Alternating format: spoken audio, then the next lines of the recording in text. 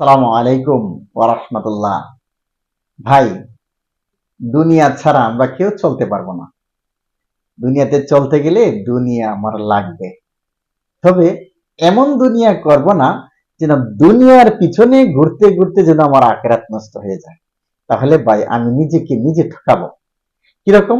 আমরা দেখি নৌকা চলে, কিন্তু নৌকা কোন দিক দিয়ে চলে? পানি দিয়ে চলে। পানি ছাড়া নৌকা চলতেই পারে না। কিন্তু নৌকা কিন্তু সাবধান থাকে, নৌকার ভিতরে পানি ঢুকতে দেয় না।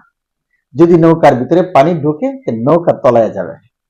তো ঠিক তদ্রুপ আমি দুনিয়া ছাড়া চলতে পারবো না, কিন্তু দুনিয়া যদি আমার ভিতরে ঢুকে যায় তাহলে আখেরাত আমার নষ্ট হয়ে যাবে।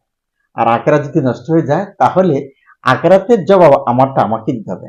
আমার বিবি দিবে না, আমার ছেলে দিবে না, আমার মেয়ে দিবে না, কেউ আমাকে একটা নেকি দিবে না, আমারটা আমাকেই কামাই করে নিয়ে যেতে হবে।